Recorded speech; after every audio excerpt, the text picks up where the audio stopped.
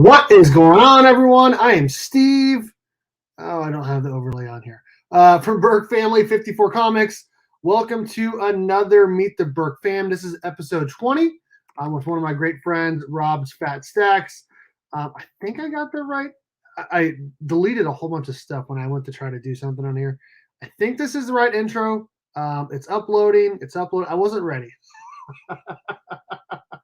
Okay, let's just bring in Rob. Oh, wait. Yeah, let's just bring in Rob. What's up, Rob? How's it going, man?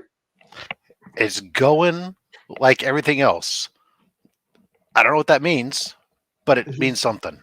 Means something. Okay, I got the intro ready. Let's rock this. All right, good. We start.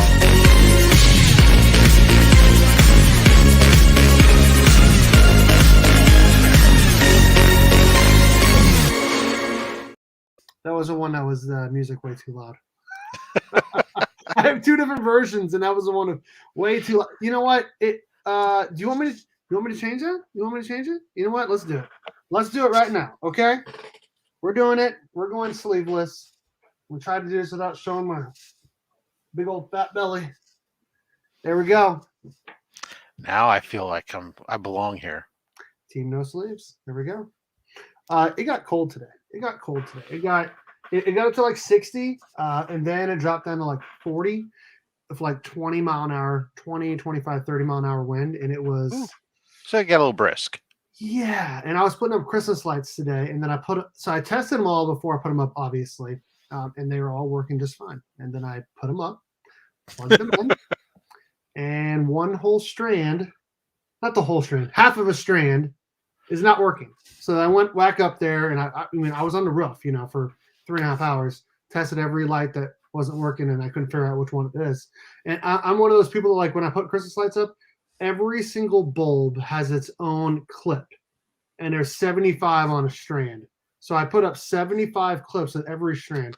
So now I got to take down that whole strand and put up a brand new one, probably Friday or Saturday. So that sucks. I basically wasted an hour doing Yeah, I just have hooks that are already screwed into my roof, and you just string the lights up, and I don't even have to climb on a roof or nothing. And I can reach it standing up from the eaves. And right. See, I wish I could do that. I don't know, pretty detailed when it comes to that stuff. I don't know why. Oh, nice. What up, SCG? How's it going? Chip Gittler, what up, dude? Ruby G, what it do, man? Oh yeah, that's right. We just reached the 2,500 subscriber milestone. We'll be doing a giveaway at some point. Congrats on that. Appreciate that. Rob does have the best mustache, for sure. Thank you. Best mustache on YouTube, no doubt about it. What up, Wheelchair Superhero 87? Did you ever get Instagram? Because if you did, we'll get you added to one of the Berkfam chats for sure. Jade Kiddos, what is up, brother? Mad Spidey, hello, how's it going? Yeah, so this is Meet the Berkfam. Normally it's on Monday, but my team played on Monday. When I say my team, like I went to Kansas State University, obviously, if everyone knows that, and I liked them for football, basketball, all that stuff. And the men's basketball team played on Monday and Tuesday, so that's why we didn't have it on Monday. They lost on Monday and Tuesday, so. I should have just done the live stream. Is this the cat? Thankfully, Rob was able to join us tonight. And then on Saturday, we got Slab Hub, right? That's right. You'll be on my show, on my channel, showing off some of your sexy slabs. Yeah, I mean, I got some okay ones.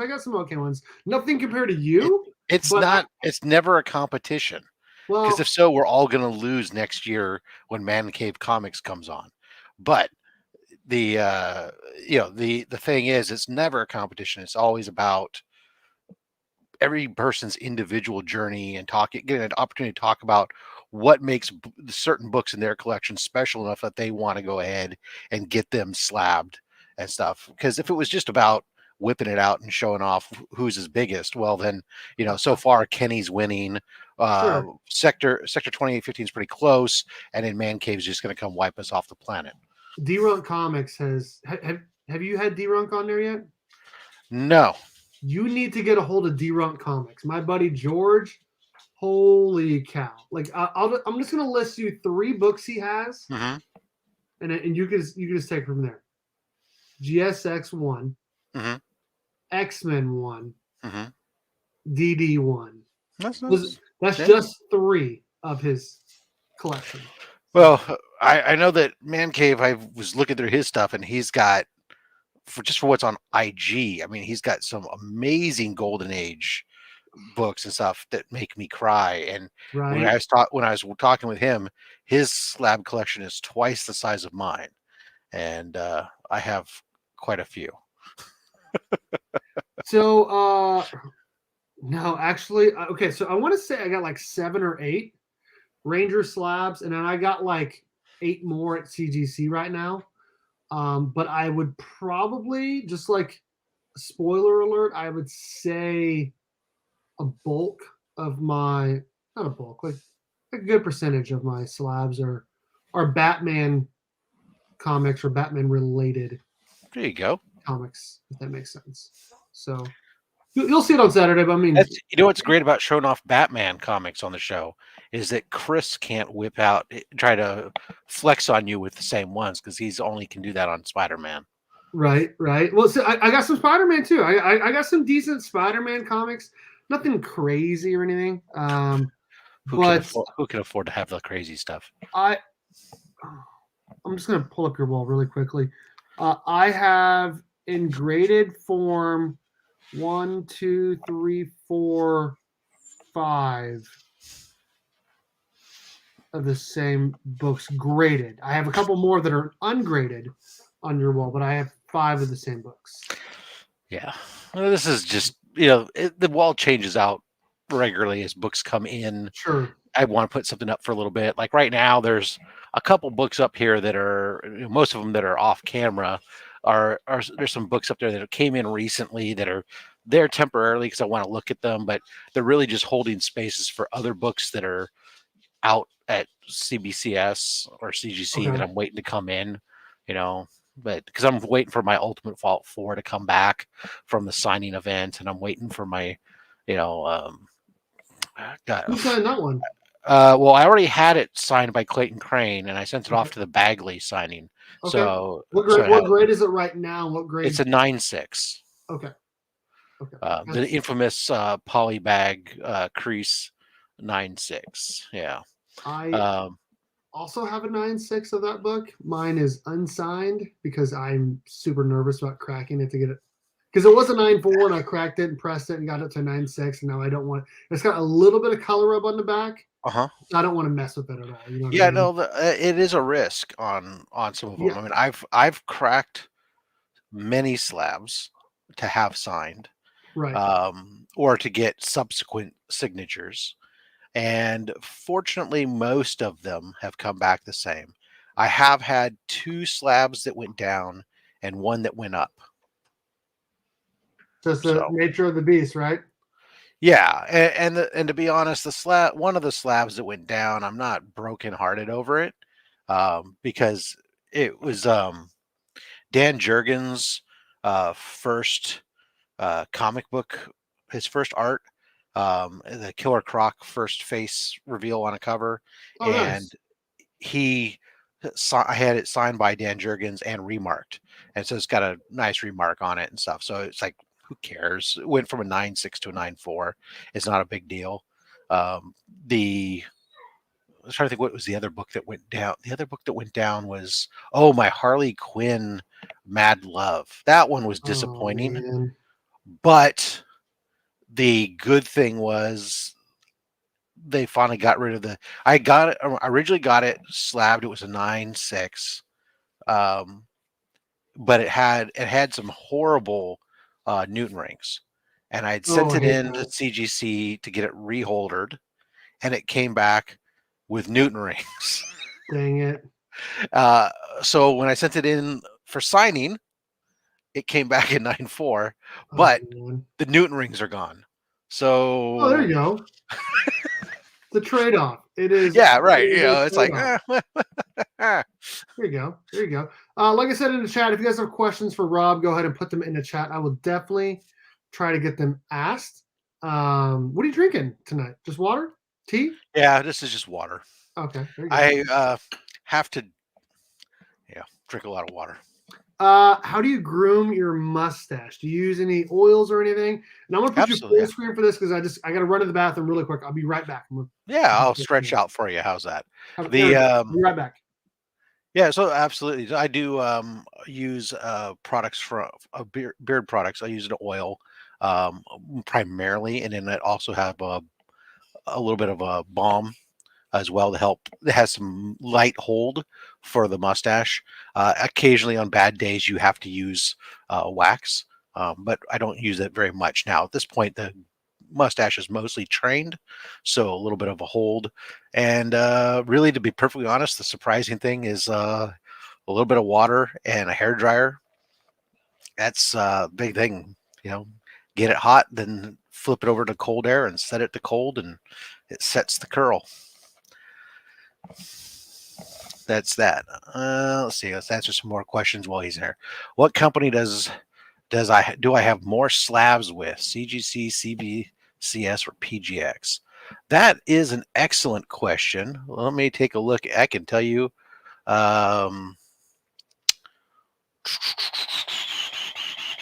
Raw slab grid coat. I happen to have my inventory system and survey says right now, if I go to all comics, right now the answer is I have the most in CGC slabs.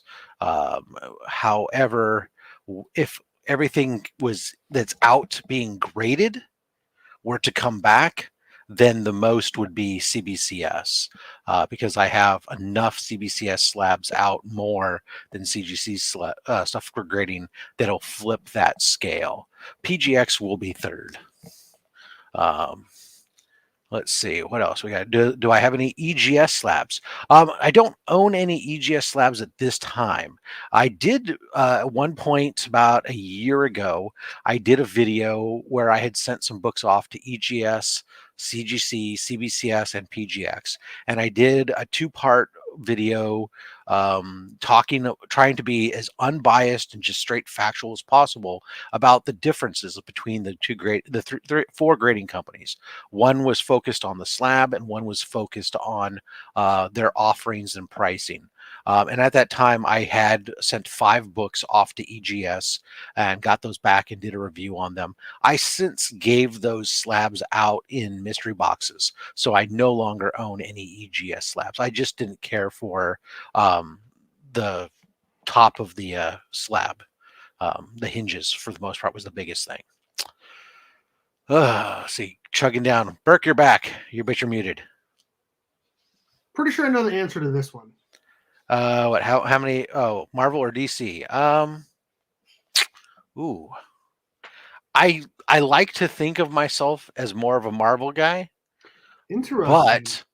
But I probably read more DC right now than I do Marvel. Yeah.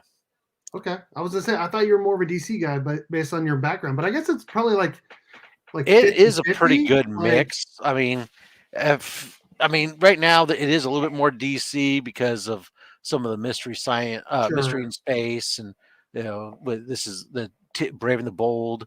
You got Marvel, a bunch of Shazam, some Marvel, but there's stuff that goes off you can't see too. That's some Marvel, but right now it is probably of the Marvel / DC realm. It's probably like slightly. It's like 48-52 of what's on the wall of DC. Yeah, and then there's some stuff that's none of those because there's like some Fawcett and some Timely and Harvey comics. I'm like 90% sure. Yeah, actually, now looking at it, basically every slide that you're showing on your wall that I have the same ones of, you have a higher grade, of course. I have 6 that are the same, and all 6 you have a higher grade. I am kind of a grade whore sometimes. I do like to work I like to work my way up until I get to a spot where I'm happy. So Karate Kevin is the same thing. As much as I can, I like to have everything a 6 or better, especially in the older stuff. But when it gets to reality, especially like right now, I'm working on my ASM stuff. I've given that up. My sub 100 ASMs. I can't. Not if I'm going to stay married. Right. I can't do that, right? I have to, Right. at least not and accumulate it in any kind of reasonable amount of time. I could do it, but I would just have to do like one book every 3 years. So, Rob, what got you into collecting? Asks War Machine Punisher Comics and Collectibles. That is our guy, yeah. Jonathan. So I didn't read comics or wasn't into comics until 1992, 1992, 93. This is not the book, but this is the book. The first book I ever picked up was Spider-Man 2099 #1. Um, Nice. I I was at military school and looking for something to do, and they had a spinner rack in the bookstore, and this, the 2099s had just launched. So I guess this was 92, November of 92, and it was a place to start. I liked Spider-Man. I said, let me see the Spider-Man 29. What is this? And I fell in love with 2099 universe. I'm like one of two people. Boom. I like it. I like it. And there's a bunch of questions. But so then I was in it for a little while. Then when throughout the '90s until Maximum Clonage, then I freaking blew a gasket and sold my entire collection. Got married, didn't get back into comics until really what is now today my real collecting was actually started when my son was probably about 8 or 9, and wanted to get him to read more, and decided to take him to the comic book store and get him some comics because he was really into Star Wars and Iron Man and stuff like that, and said, okay, let's get you some books. Whatever you read, you're reading something. And since I was paying for these things, I started reading them too. So then a few books start going into my pull list, and there you go. What's up, Austin? How's it going, man? If you guys have questions for Rob's Fat Stacks of Comics, put them into the chat, and we'll definitely try to get them asked. Freaky Louie, what's up, man? I don't know if I said hi to you. What up, dude? Okay. How many slabs do you have? So let's see. I did recently sell some, but let's see, 2, 3, 4. There's about. Looks like it's right now we're looking at about 530. And then there are over 200 books. I mean, there's 200 books at CBCS right now, and then there's another 40 something at CGC, and then another probably 40 something at various facilitators. So, what do you do for a living, if you don't mind me asking? Because you know that I'm a teacher. I've talked about that many times. My wife's a teacher as well. We're living the easy life here in Kansas. What do you do? And I don't have a college degree, and right. What? Really? Yeah.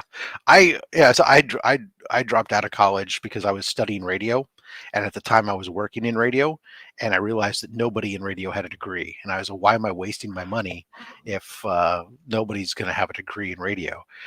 So then I started there. Next thing you know, that didn't pan out long term, and I ended up.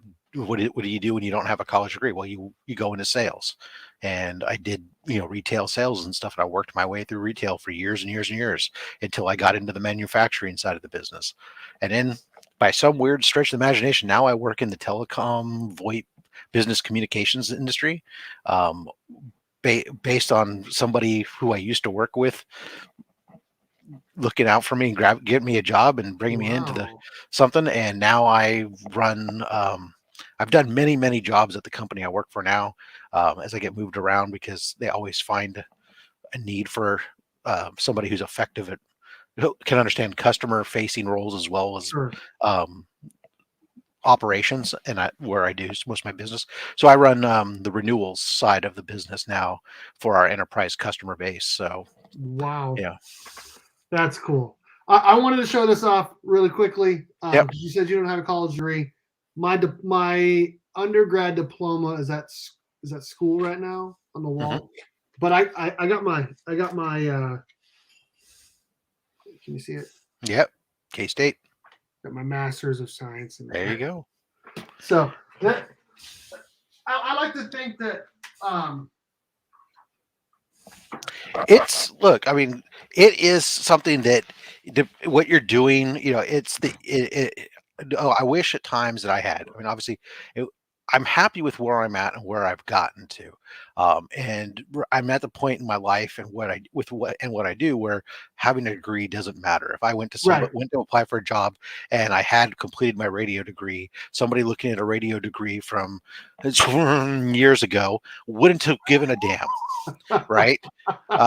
It wouldn't matter. Even if I was Right. in radio, it wouldn't matter because Sure. the technology has changed so dramatically since then. Sure. But it serves a purpose. And to get where I was, I had to work harder.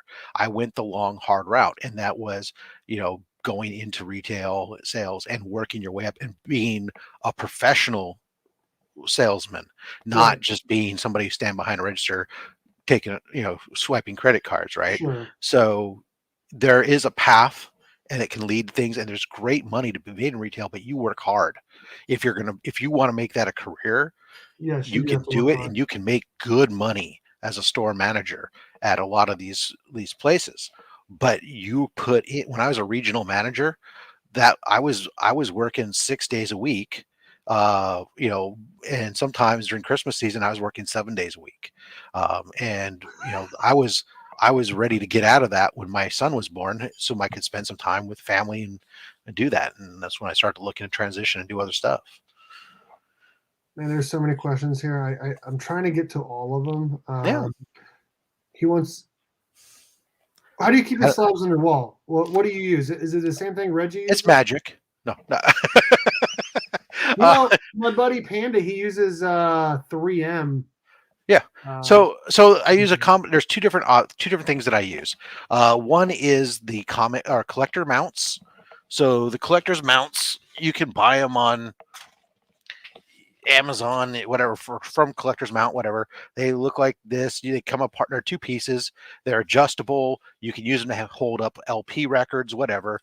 You can either have them in a configuration like this, where they stand up as as a freestanding display, or you can bolt it the other way, so that way the C channels at the top and the bottom. And okay. then I just then use the 3M command strips to adhere them to the wall. A lot of people do that. A lot of people do that. I need to get some more shelves so I can display more than just a couple at a time. What are some of your most prized items in your collections or books you're most proud of? Ask the comic book report. Um, Probably the ASM 300 is a big one. Yeah. That one and that one has a lot of stuff. Hi, dog. Sorry, my dog's coming over and saying hi. Um, the ASM 300, of course, just is from that time period of, is so pivotal and such an important book. But for us, this was my brother-in-law's book, and he passed away, and we ended up with it, and we forgot that we had it. And one day my wife was cleaning out the house and going through a junk drawer, and she comes over. She's like, "You're never gonna guess what I just found," and she pulls out this ASM 300 raw, Wow. and we're like, "Oh my god!" And then it was like, send it off, get it slabbed, come back, and I'm very happy with the 8.5 that it is, Yeah. and so that's there. Then probably I do like the Batman Adventures 12. Harley Quinn is I like Harley Quinn a lot. Um, some of the more fun books that I just really dig are some of the stuff that you find accidentally. Some of the stuff is out at things, but when I grab,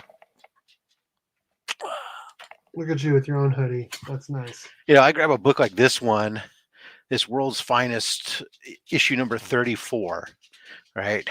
Um, this is from 1948. And I found this is a book that I found and came across, and man, I picked it up, and then I was looking at it, going, man, these pages are clean. And then Right. sure enough, I sent it in. It comes back 60 white pages, for a book like that. That was amazing. And then just recently, the one that came back that's just, I just posted this recently that blew our minds was this 1950s Buck Wow. Rogers. from Australia that managed to come back a 9.6. That's insane, dude. Yeah. Wow. So I mean, these are ones like this. I mean, and where do you put a value on that? Well, who knows? It's really when you find the collector who's looking for it and what they're willing to pay for it, because it's not like a billion people going off looking for Australian Buck Sure. Rogers books that are reprint, and it's really reprinting U.S. news strips from the 40s. So It's a but, very niche but market. yeah, I mean it is, but it's still a fun. It's a fun book, and probably one of those ones that I just go, wow, I'm so glad to have that to be able to sit there and say I have a 9 point anything golden age book in my That's collection, insane. right? That makes it really kind of fun. Great question, Comic Book Report. I'm supposed to ask you to take your sleeves off. Yeah, I don't have. Well, I mean, I'm wearing a sweatshirt right now because Right. it's cold in our house. Because we keep the door open for the dog to go in and out and right. stuff. So sorry. I'll tell you what. I went to bed last night at like 11:30, and since I normally wake up at 6 o'clock in the mornings for work, It's adorable. I didn't wake up today until 9:45. And I thought it was like 8 o'clock, and it was just glorious. I was up at 5:14. No, that ain't for me. That ain't for me. I have to get up and so I can start work by 6 a.m. my time, so I can be on. I got calls. I got to be on with the UK and Romania and. Yeah, I also love stories and history behind people's books and collections. I agree with that 100% for sure. There's, especially if you're like your friends of people, your family members of people with like books like that for sure. It's That's kind of like the Promise collection, right? Like that's yeah. Well, I think those stories, and that's what I think. I try to do is we try to do is Slab Hub some, or especially as we evolve it, is to turn it into some of that collection stories because we all have them. Right. We've all been there with certain books. There's certain books that you fall into, and there's certain books that, fall into you. And, we've all had different journeys, but it's learning those, hearing those things and hearing there's more of the things that bind us together where we hear something go, yeah, I had a similar scenario with this. And it brings us closer and closer together rather than just going, oh yeah, I got that book. I got that book. I got that book. Okay, great. right. Mine's a higher grade. Okay. Yeah. But how did you get to that? I know a lot of people have higher than an 8.5 ASM 300, but the story of going, that this was my brother-in-law's and it was lost in our house for years, and we just happened to find it cleaning out your junk drawer. I mean, it was like, I mean, that's an insane story by itself, no doubt. And my shop had an 8.5 ASN 300 like a year and a half ago. Yeah. For $275, and I didn't buy it. I just did it, and I wish I kept saying, oh, I'll probably end up buying it at some point, and I end up not. Now, obviously, he sold it, and and all that, and right. And I remember almost buying 3 times that. Oh yeah, and I remember almost buying a 9.4 ASN 300 for like $475, $495 or something like that, and passing on that, and wish I wouldn't have because now it's like $1,000 more than that. That's how I was with UF4. I'm not a big Miles Morales fan, right? Sure. It's kind of funny being that Miguel O'Hara was was the Spider-Man that I really kind of like, in addition to Peter Parker, that I don't accept Miles for some dumb reason. And I don't know why. I just can't get it. I don't relate to him. I don't get it. Sure. So, but I understand that it does for a lot of people, and a lot of people like him think he's one of the best Spider-Man, if not the best. Bravo, right? But I finally got to the point where I said, you know what? That's a book it's a real book. Let's just be honest. The characters are real. The book is real. It's going to be a big key eventually. I should grab one.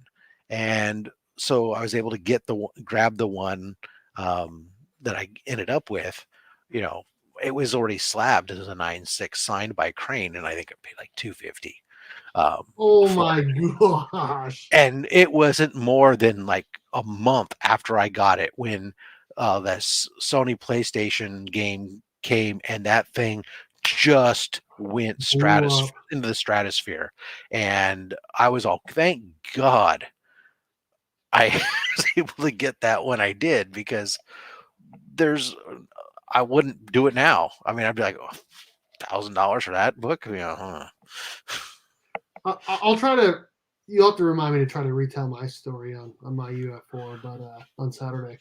But I bought a raw copy of it for $25 from a shop like 2 years ago, and I mean it had a couple spine ticks, and it had the the crease, but it was pretty good. Actually, I want to say it was still in the bag. It was still in the poly bag.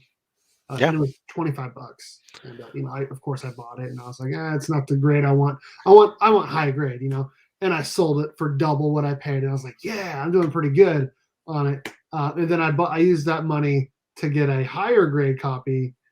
It was only like probably like 0.2 or 0.4 higher, and it was like 65, and then I sold that to get a 9.4, and I paid it like 135 shipped. And then I cracked it, pressed it, sent it back to CGC, and it came back at 9.6. And all of that happened before the book blew up. So I'm like $200 into my Blue Label 9.6. Right. I'm pretty stoked on that for sure. Yeah, no. Well, I had hey, Morphin Studios. Thank you so much for the $3.99 super chat, dude. You are amazing, brother. Seriously. When my son was initially reading, and Iron Man was one of the books he was into, and at that time, we picked up Iron Man 9 when Riri came out, right. And they didn't have any of the A covers, so we had gotten the B cover, which was the Horseman of the Apocalypse variant, right? And we paid cover price for it, and we had that for a long time. And then all of a sudden, then one day I realized what it was going. I went and had that graded, and it came back in 9.8. And that book just went crazy when it hit $800. I was like, "You've got to be kidding me!" And I sold that thing so fast. Oh yeah. I was like, the profit on. I mean, that's like if you bought in a Dogecoin at like 3 cents or even less than that, and it hit like 70 cents. I mean, you got to tap out at that. When you pay cover price on it, and it gets there, and you don't know where it was going, because this is, I mean, obviously now it sells for way more than that because of the show and all the other stuff, and people, do you wish you held on to it? Yeah, I mean, sure, it would have been nice, but at the same time, no, I took that and we invested in other things, because you know what? I didn't need that book. I wasn't into it. And of course, now I have an Iron Man 9. Now it's not the Horseman of the Apocalypse variant anymore, but I managed to get one from a mystery box, and I'm happy as all hell. That's awesome. That's awesome. I've bought many books at cover price, and I'll talk about it more in Slab Hub. Yeah. Cover price that I sent into CGC, and they came back 9.8. And I'm doing pretty good on a couple of those books. Books. But there's others too that I bought at, for instance, you guys know I bought that Tech 359 5.0, $1,300 is what I paid for it, and I don't know. It's right around there. It might have gone up a little bit, but like. When did you get it? Just a couple months ago, just like 2 months ago. Oh, at the peak. Yeah.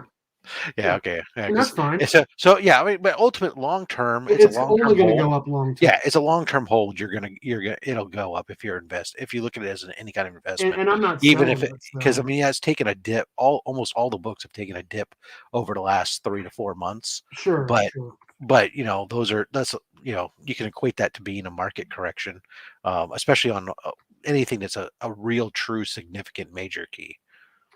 Sure. And like I said, I'm not selling it. So like, if it went down $100, $200, who gives a crap? It's going to go like this. What's it worth to you? That's all matters. It's like, I wanted to have it, therefore it doesn't matter, right? Exactly. That's literally exactly how I feel. Yeah. Exactly how I feel. There's a good question here. Thank you again, RemQ Studios, for $3.99 super chat. Make sure you guys are following RemQ Studios. Awesome guy. He's a big supporter of this entire community. Make sure you guys are following him. A link to his YouTube is actually in the description of my video, since he's a Berkfam member.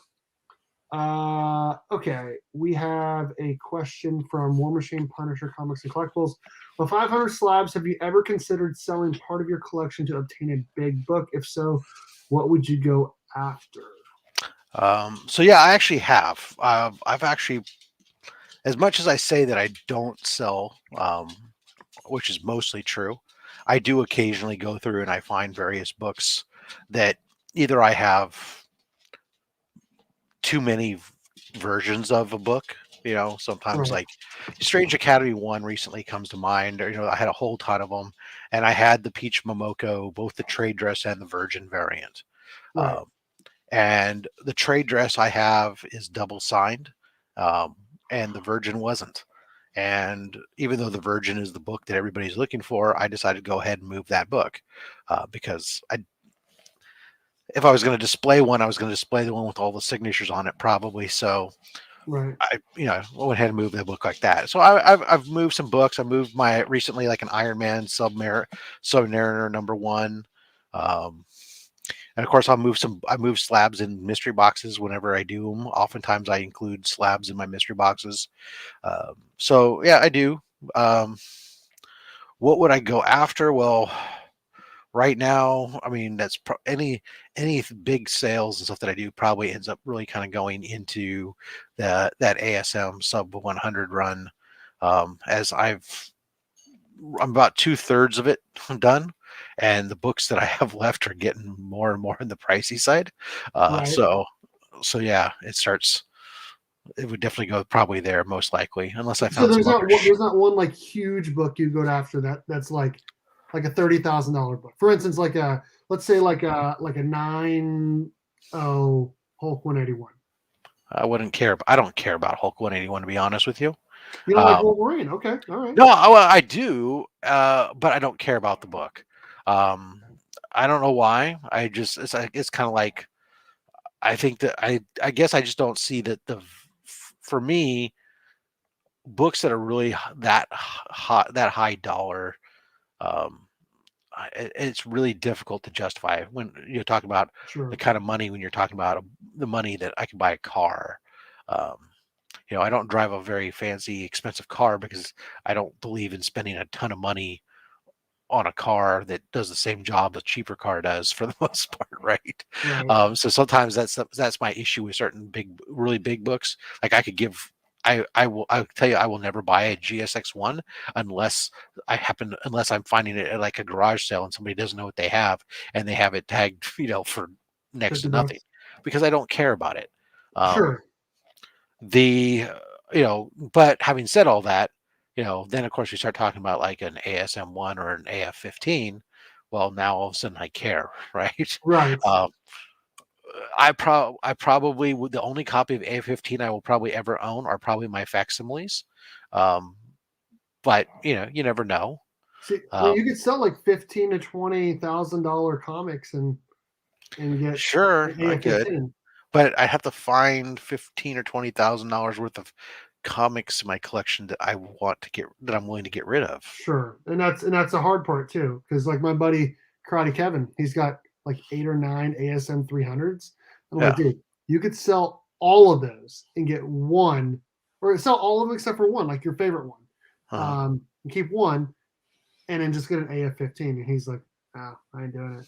I just like this book too much. That's why I have so many copies. I'm like, okay, I respect Yeah, it. and that's it. It's just different people have their different things, and for me, I don't really mind only having one slab. Like there are books where I have multiple copies of certain slabs, and I'll move those duplicate slabs. That doesn't bug me at all, right? You Right. got one that's going to come your way once it comes it comes back from grading, and Louis got one that's been sitting in my garage that he's waiting to get as soon as my new copy comes back from grading, so that way I can then give up the one that I've promised to him, and then like I said, I'll move them, but it's I can't see myself moving slabs in mass. Right. Right. Uh, I feel you. I just looked it up in cover price. My Tech 359 and a 5.0 has a fair market value of 1,300. yeah, so you're about. So the most recent sale was this month, just a couple days ago, 4 days ago. Someone bought one for 1,350. A sale in October of 1,250, a sale in October of 1,250, and a high sale in July of 1,600. So, right. So yeah, you haven't. I'm right on that fair Yeah, market value. It's still right where it is, and you're I'm good. happy with that. There was a great question up here. I forgot to get to it. Do you prefer to buy them raw and grade them, or do you like to grade them? Or do you like to buy them already graded? I think I know the answer, but I want to. They had a question for it. So It really is a situational thing. I do enjoy the process of getting them graded, although there's something to be said about instant gratification, right? right, And not having to, especially right now where you have to wait a year basically to get stuff true, back. Um, it really depends on the book, the cost involved, right? So right now, like on the sub ASMs, I'm doing a lot of raws because when especially as I'm looking in, at issue 12 that I just opened the other day, right? right, If I get a 4.0, that it's something that's going to grade out as a 4.0 as a raw versus an already slabbed book, it's huge difference in prices. But or at least it needs to be for me. The people who are right, charging for raw books and are asking slab prices, no, I won't play that game often most of the time because there's something to be said about when I pick up a slab, right? If if I'm looking at this is a 5.5. It's a 5.5, right? right. That's why There's no grading guessing game. That's why the grading game exists, right? Mm-hmm. You, as some Joe Blow who writes in your description and says, "Well, I'm not a professional grader, but I put this at a 5.5, and therefore this book raw is now all of a sudden a $700 book." Well, you're high, Right, I mean, and not just high on price. You're flipping mainline into good stuff because you told me that you're not a professional grader and you don't know what you're talking about. So, or you're using that as an out. So yeah, it really depends. If I can find a graded book at the right price, I will buy the graded book. But if I want to be able to get a lot of stuff where I can find a really good raw, especially a seller who has really good pictures that doesn't hide it in the Mylar, that gives me different angles, so I know he's not trying to hide flaws and stuff in the book. I like to save money and be able to use money to buy other stuff. I've only been burned on raws. Fortunately, I will say a couple, very few times have I been burned, and not really burned because I didn't pay a lot for the books. Like recently, I just found out I got a book that's coming back that's going to be a 0.5 that's incomplete, what up, um, Isaiah? that I didn't even realize was incomplete, and description didn't say it was incomplete. Um, but I paid like $25 for the book, and even as a 0.5, it's worth about $100 because it's a 1939 book, so I'm with you, and where like it, I feel like the bigger the book, unless like I have the book in front of me, or I've had it for a while, and I can look through the whole thing. I'm like, okay, I want to get this raw, or I already have it raw, and I want to grade it. mhm. More times than not, the bigger the book, I almost would prefer to buy it graded. So, like with my, like I told the story, like I'm pretty sure and everyone's seen it. I bought my Tech 359 raw at a con a couple months ago, and it. I was like, "Hey, can I see the inside?" And he's like, "Yeah, sure." He only showed me the first page, and then I bought it and took it home. Later, there was pages cut up, there were pages missing, all of that. I started freaking out, right? Because it's now this like lower grade. It was like a 2.5, I'd say, ish. Is now went from a 2.5 to like a 0.5 or no grade.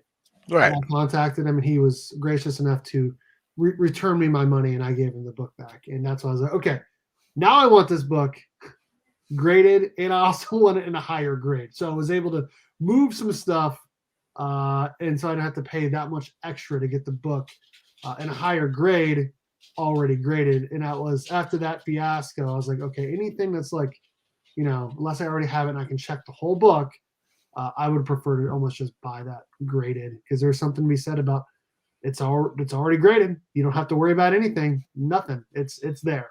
but there's a reason why it's already graded, because the Yeah. price is a lot higher.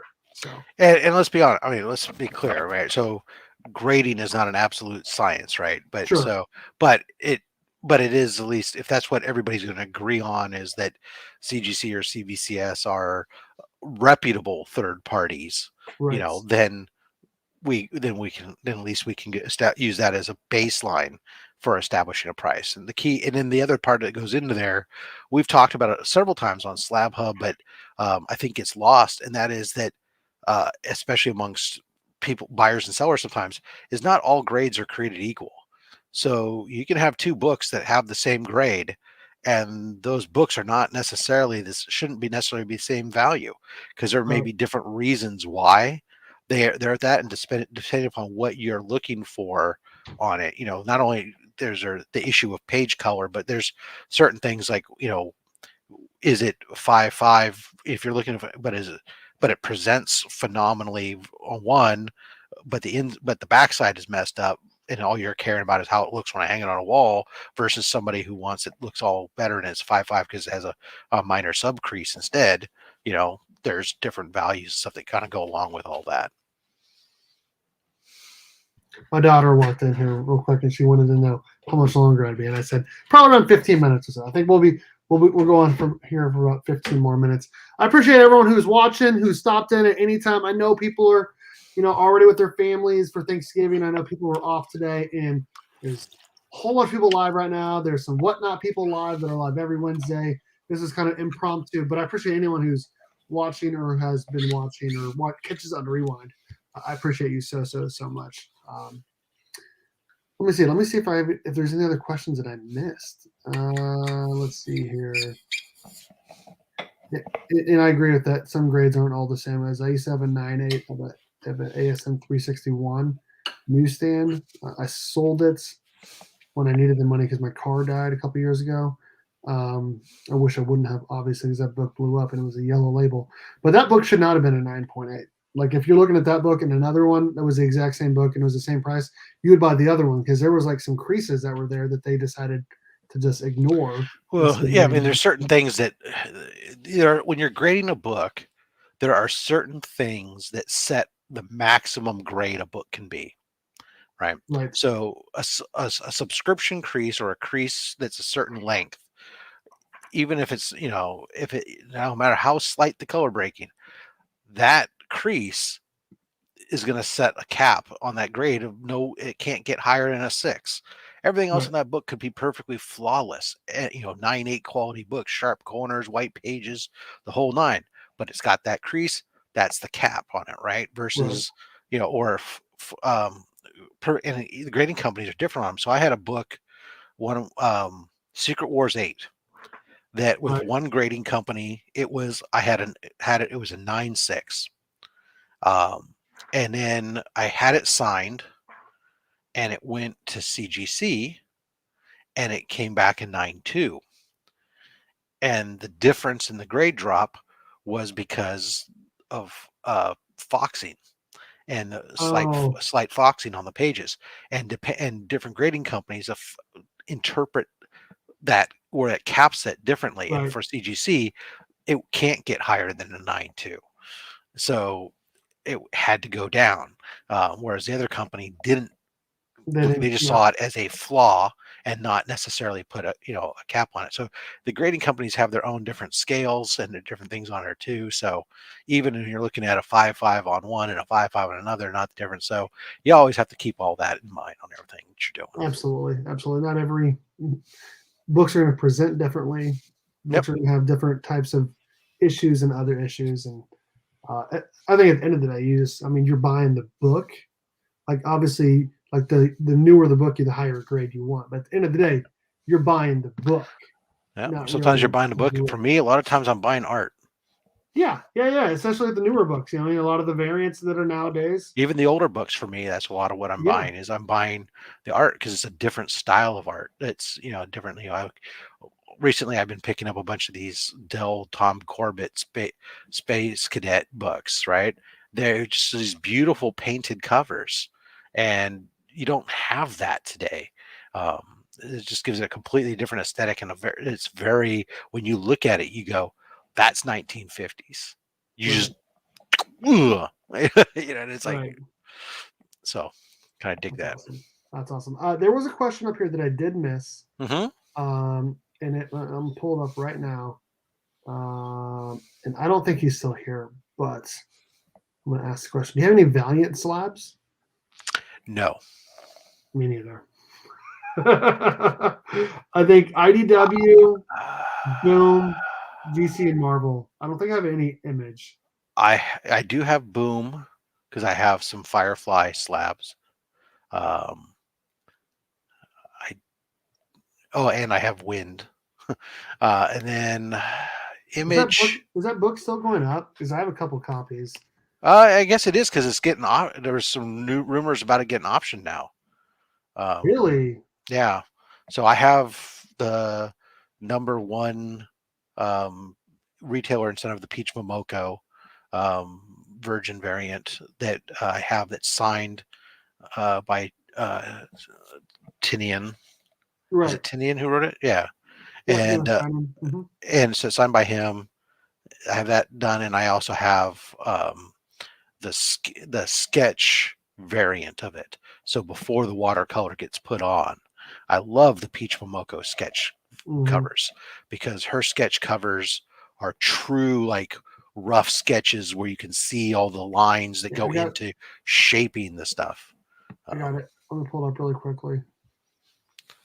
But yeah, those are, those are, I have those, and I have a Wildcats one signed by Jim Lee, right? So is this what you're talking about? Yeah.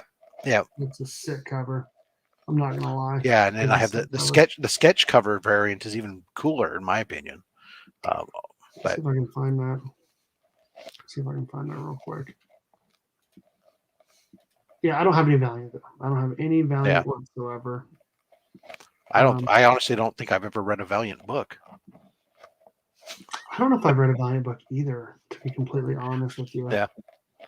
It's just not my thing, Yeah. And it's just so there's the Thank You black and white sketch cover that's different than that one. Is that what you're talking about? Yeah, it's a Sanctum Sanctorum, I think it is. Exclusive, I think is what it was. Hold on. I see it. Okay, I got it right here. It's another Momoko, right? Yeah, it is the same Momoko. It's just the sketch without the watercolors on it. Mm-hmm. Yeah, I got it right here. Okay. Yeah, that's pretty nice. Yeah, all her sketch covers are like this, where it's like you actually get. It's not like a Jim Lee sketch cover where it's like the finished and the rough stuff behind it. There's some of them that are really good where you can see all the underlying shaping lines and stuff that go into actually doing the drawing. I'm not a big Momoko fan at all, but this cover is very nice. I almost prefer the colored version over the sketch one, but I do like to see sketch versions of stuff so that way you can see what they were thinking in their head before it gets colorized, like you said. Yeah. That's awesome. That is sick. I don't have this. Oh, here's a question. What's the biggest surprise or disappointment you had with having a book sent off for grading aside from your G.I. Joe book?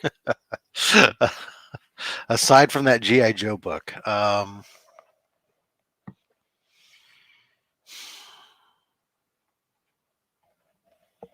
gosh, for the most part, I think I've usually gotten back what I expect. I think I know. Probably they're disappointments, but not with it. They're always on me when I get them back, right? So, like so many of us, I think there's a lot of us who, especially, well, maybe I'm not. Well, in my case, anyways, I have a tendency to look at a book and judge it by its cover, and not necessarily always do the best job going through all the pages and stuff. And I really need to do a better job now that I've moved more to older books. And sending them off. So I've had a couple recently where there's stuff cut out on pages or something that affects the story or whatnot that I didn't realize. And so I got a green label on an Atom book that I didn't expect. But from a pure grading standpoint, probably the craziest one was I bought a Dynamic Forces book. So if you don't know Dynamic Forces, you can order through previews. They're usually signed books or other things like that. They come with a COA and everything.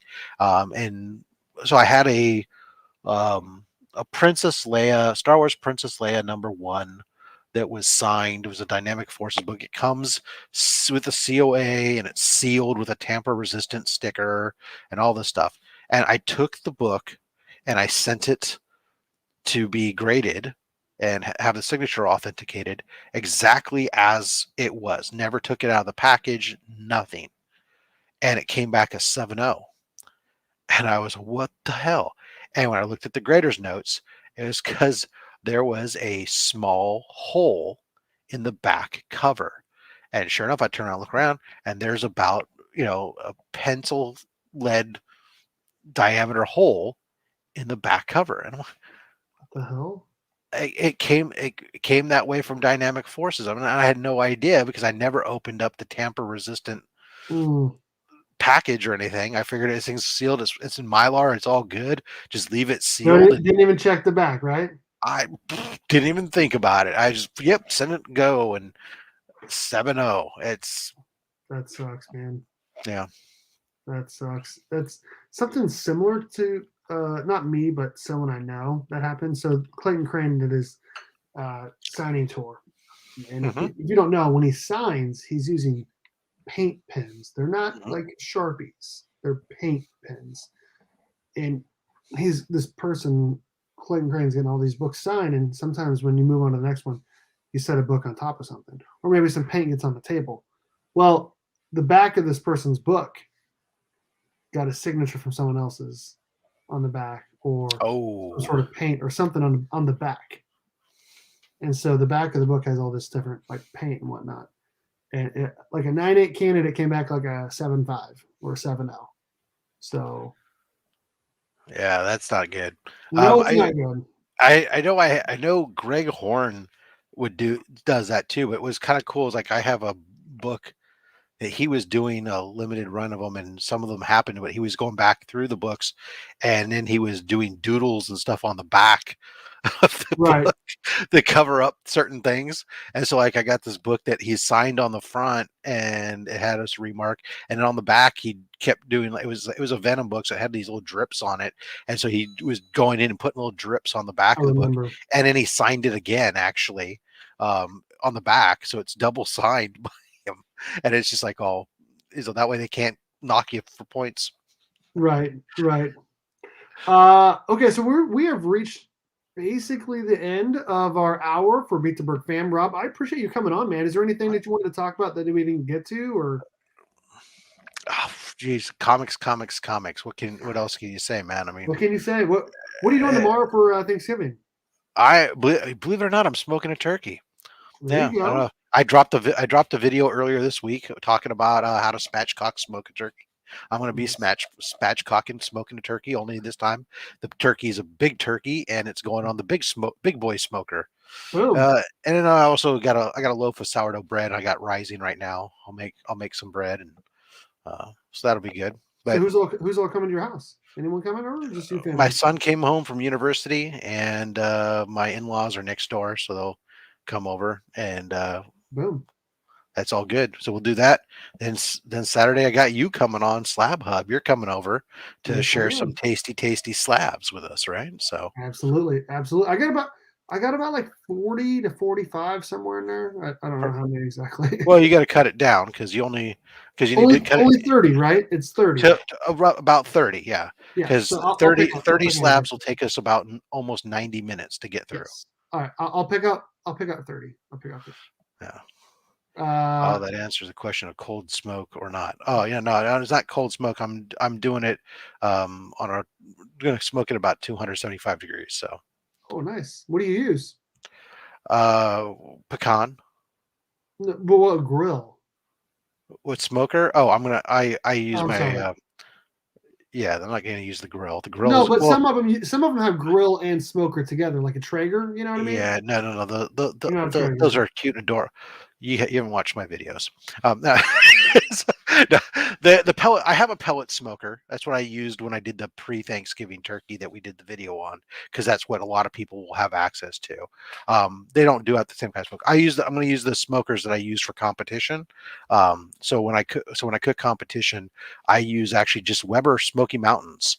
Okay. They're easy to get.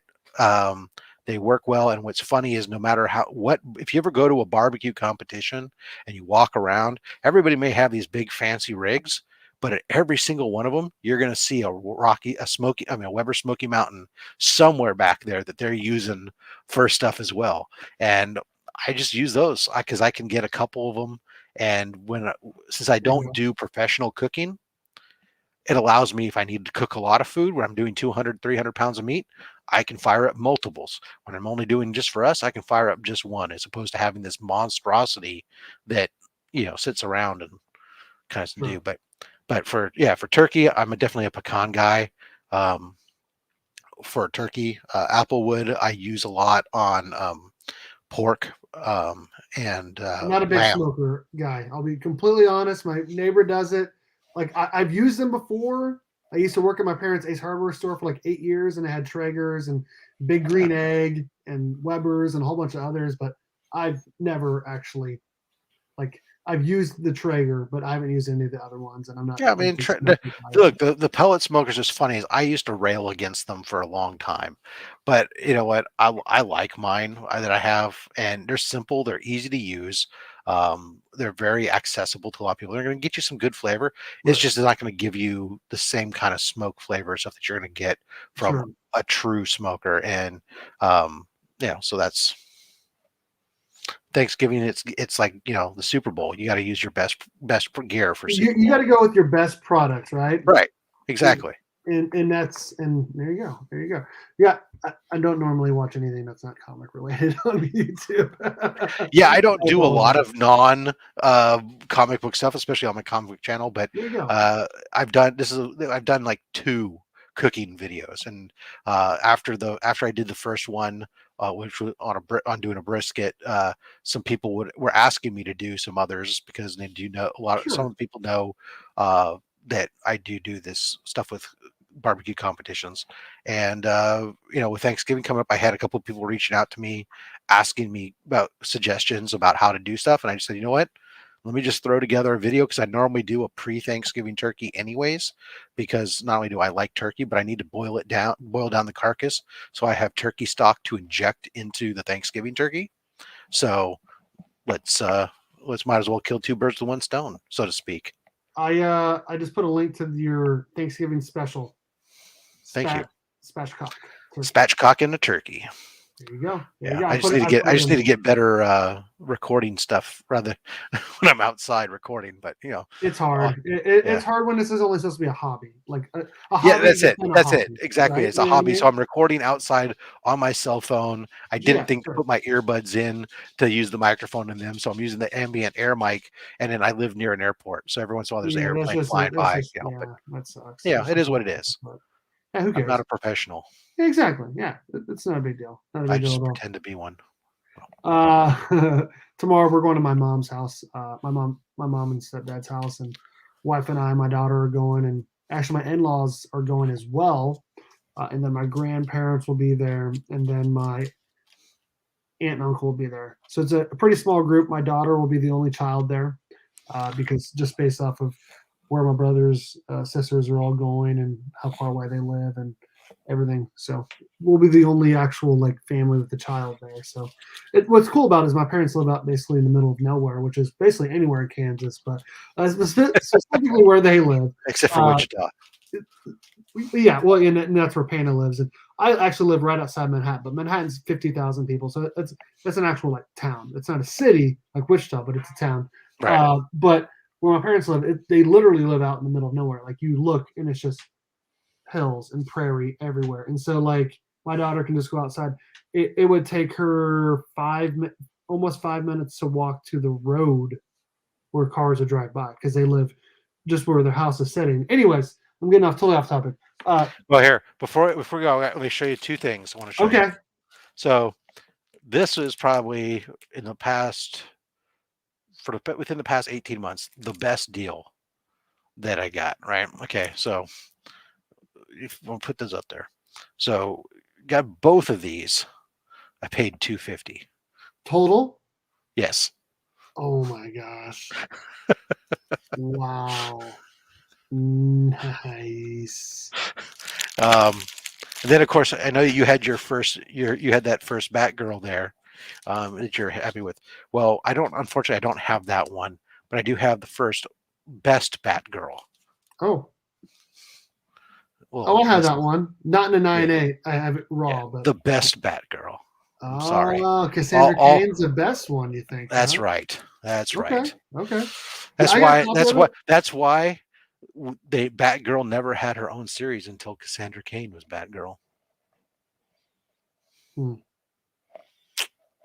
think Tough to argue with that one, huh? I think Barbara Gordon's pretty good. She's a great Oracle.